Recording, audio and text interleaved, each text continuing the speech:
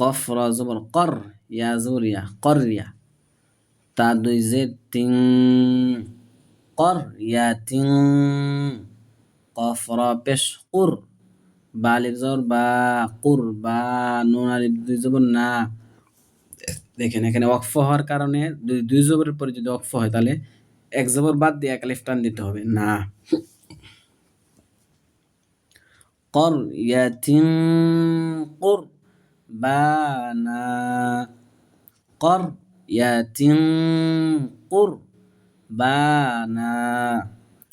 র জা জের রিজ, কফ লাম জবর কল, রিজ কল, লাম জবর লা, রিজ কল্লা। কাফ মিম পেশ কুম, রিজ কল্লাকুম, রিজ কল্লাকুম। মিম র জের মির, যদি র এর আগে যদি জের থাকে তাহলে র কি হবে? পাতলা হবে, মির। ইয়া জবর ইয়া, মির ইয়া।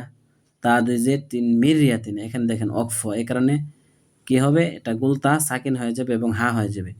মির ইয়াহ, মির ইয়াহ, মির ইয়াহ। আর যদি মিলায় পড়েন তাহলে মির ইয়াতিং ফির, কারণ এখানে কি ফা আসছে, তানবিনের পরে ফা, হামজা হা আইন হা গইন খ র লাম না, এই কারণে গুণনা করবেন।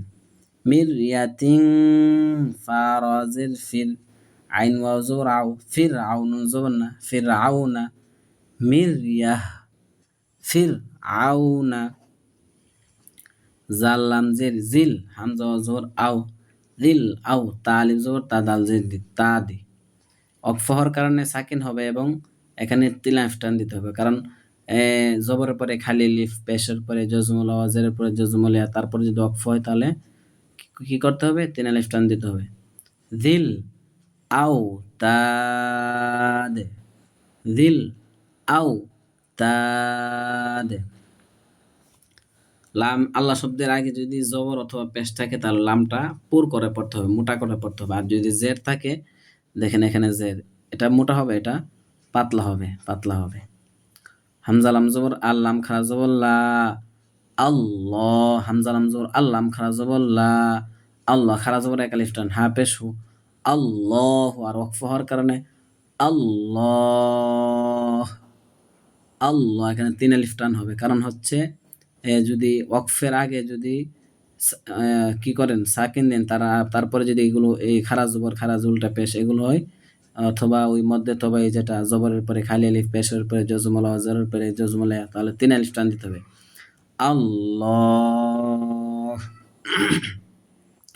আল্লাহ শব্দের আগে যদি জের থাকে তাহলে আল্লাহ লাম পাতলা করে পড়তে হবে। লাম লাম জের লিল, লাম খারা জবর লা, লিল্লাহ হাজির হি, লিল্লাহি অথবা লিল্লাহ। র জবর র, সিন ওয়া পেশ সু, রসু পেশের পরে জজমুল এক আলিফ টান, রসুল আম লাম জের লিল, রসুলিল, লাম খারা জবর লা হাজির হি, লিল্লাহি, রসুলিল্লাহ।